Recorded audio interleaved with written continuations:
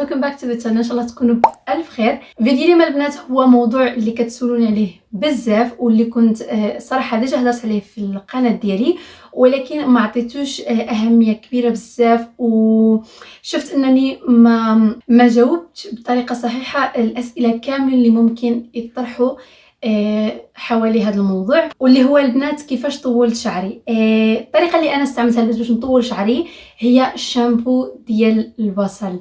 طريقه سهله افيكاس، ما كتاخذش منكم الوقت، كتخدمها البنات وكتشوفوا النتيجه في وقت سريع بزاف. والله هذه خذوها مني، لانه انا شعري ما كيطوالش بالمره. تقريبا انا كيطوال لي واقيلا شي 2 سنتيم ولا 3 في العام، وهذه ديال طوال. والشعر الطويل البنات هي شي حاجه اللي انا كنبغي بزاف، وبالنسبه ليا كانت شي حاجه مهمه انني نوصل ليها. جربت البنات بزاف ديال الحاجات، جربت ديك الطريقه اللي كتقلبوا راسكم وكديروا ماساج اللي كنت هضرت لكم عليه حتى هو.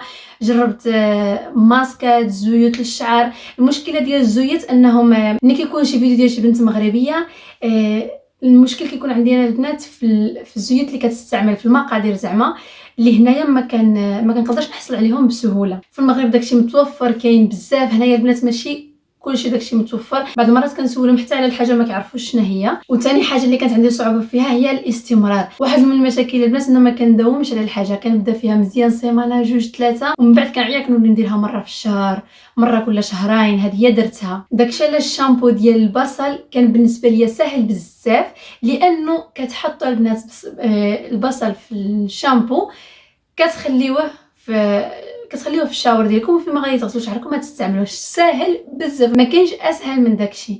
جربوها البنات، صاوبوه، ما غادي تخسروا والو. هاد المره البنات صورت لكم الطريقه كيفاش كندير انا الشامبو. هذا هو اللي غادي نوريكم. صاوبت في شهر 2.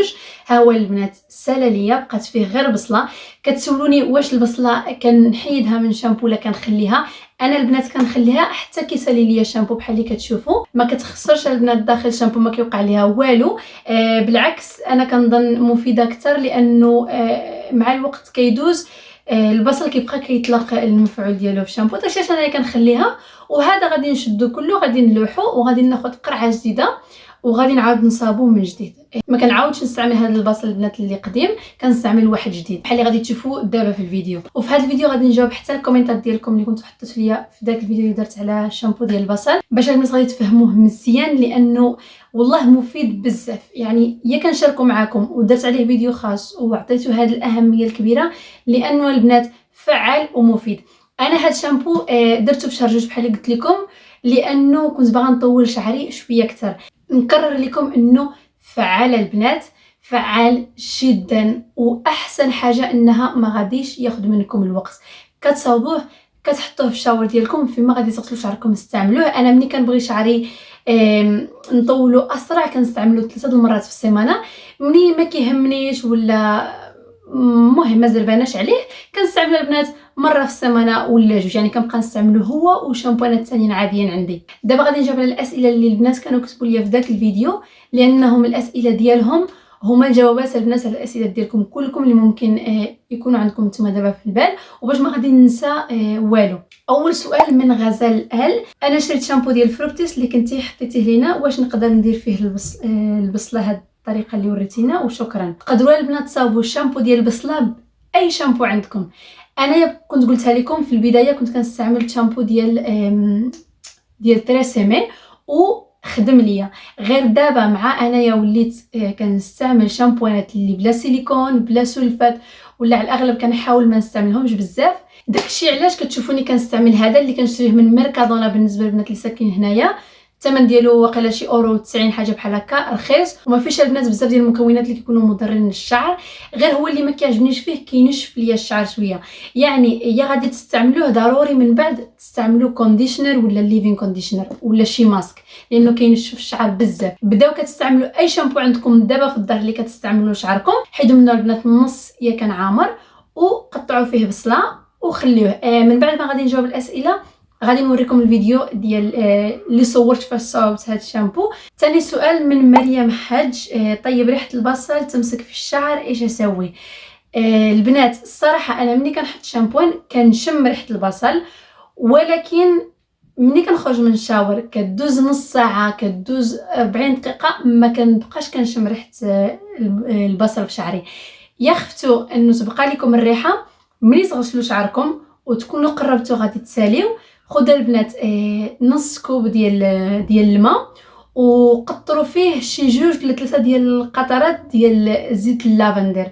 هذاك كيحيد اي ريحه وكيخلي ريحه زوينه في الشعر. هو ماشي زيت البنات، زيت اساسي، تقدروا تستعملوا ديال اللافندر، ديال الحامض، ديال الورد، اي واحد عندكم وكيعجبكم. غير 2 ديال القطيرات في نص كوب ديال الماء وشلوا به شعركم، غتبقى لكم حتى شي ريحه لانها ماشي قويه، لانه ريحه الشامبو باقا هي الاقوى. وهي كنتو كتستعملوا شامبو اللي فيه السيليكونات وهادشي كامل بحال تريسيمي، بانتين، غارنير العاديين، ما غاديش تشموا الريحه بتاتا، لانه ريحه الشامبو اقوى من ريحه البصل. واش البصل نحيدوه من الشامبو من بعد 15 يوم ولا نخليوه؟ انا البنات بحال قلت لكم كنخليه حتى كيسالي الشامبو، ما كاين حتى شي مشكل، ما كيخسرش، ما غاديش يخلي شعركم يكون فيه الريحه اسوأ ولا حتى شي حاجه. بالعكس، ما حد البصل في الشامبو غادي يبقى كيطلق سميتو الفوائد ديالو.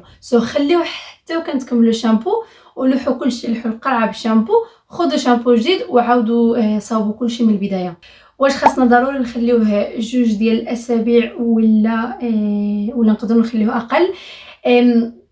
تقدروا البنات تخليوه اقل، تقدروا تخليوه اسبوع واحد، لانكم نتوما غادي تخليو فيه البصل وغادي تبقاو كتستعملوا، يعني ما كاين مشكل. خليوه غير 5 ايام اسبوع، لانه 2 ديال الاسابيع كتجي شويه صعيبه. تخليوه البنات غير 5 ايام اسبوع وبداو تستعملوه، ما كاين مشكل. السؤال الثاني، واش نغسلوا به بحال شامبو عادي ولا نخليوه كماسك؟ نو البنات، غسلوا به كشامبو عادي، ولكن بقاو ديروا ماساج في شعركم شي 2 ديال الدقائق 3 يا قدرتوا. بطبيعه الحال ماشي ديما غادي تقدروا تبقاو 2 دقائق 3 كديروا ماساج في شعركم، ولكن مهم كتغسلوا شعركم 2 المرات 3 المرات في السيمانه، حاولوا 2 المرات ديروا داك الماساج مزيان باش تعطيو الوقت لداك الشامبو بالبصل يخدم شويه في الشعر، ومن بعد تغسلوا شعركم عادي. نصحكم البنات من بعد 4 شهور وقفوا شي شهر باش الشعر ما يولفش وباش تبقاو كتشوفوا الفائده من البصل، لانه ديما كنقول لكم اي حاجه كتستعملوها البنات على شعركم وكتفيدكم ما تبقاوش ديما ديما ديما ديما كتستعملوها، لانه الشعر كيولف وما غاديش تبقاو تشوفوا الفائده منها. وقفوا شي شهر ما تستعملوش داك الشامبو، ومن بعد عاودوا وبقاو استمروا فيه هكا كل 3 شهور 4 شهور، وقفوا شهر وتقدروا تبقاو تستعملوه ديما البنات. البصل راه مزيان مفيد، كيقوي الشعر ماشي غير كيطولو. شحال تعطلتي حتى بنتي كتشوفي انه شعرك كيطول؟ انا البنات من اول شهر شفت الفرق، انه شعري كيطول. والله الصراحه من اول شهر شفت انه شعري طوال شويه، ماشي شي طول يعني شويه، ولكن كان باين.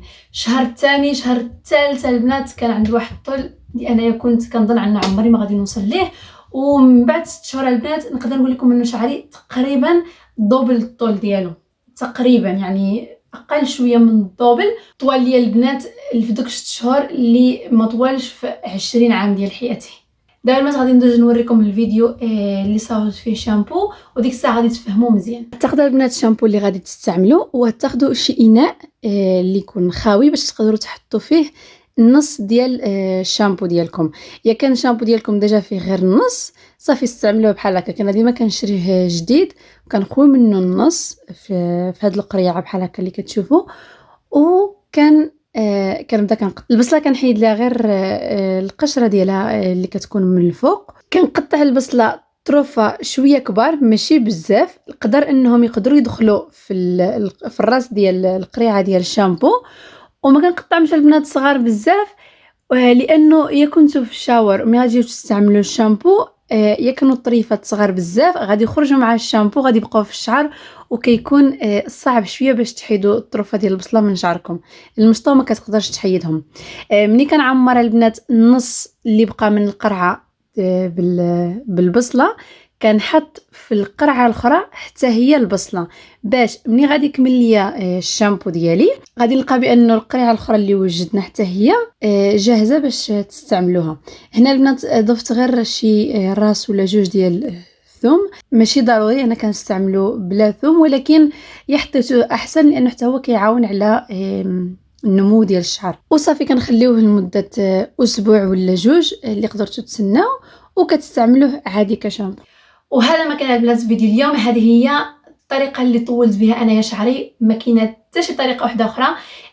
اول حاجه بديت بها هي هذه شامبو، ومني وصلت للطول اللي بغيت عاد بديت كنجرب حاجات تانيين، ولكن ما كايناش شي حاجه خدمت ليا احسن من شامبو ديال البصل.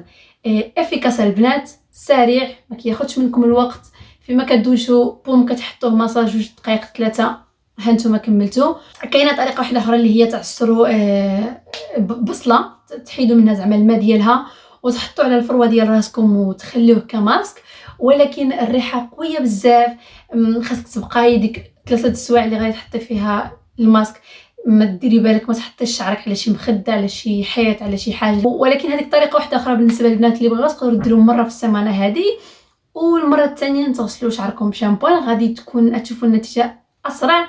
انا درتها شي 2 ولا 3 المرات، ولكن بحال اللي قلت لكم عييت، كتعييني وديك الريحه القويه ما كنقدرش نستحملها. وهذا ما كان البنات، انا جاوبتكم على الطريقه كيفاش كنطول فيها شعري. نتمنى يكون عجبكم الفيديو، تكونوا استفدتوا. ما تنساوش تحطوا لايك وتشتركوا في القناه، ونشوفكم ان شاء الله في الفيديو الجاي.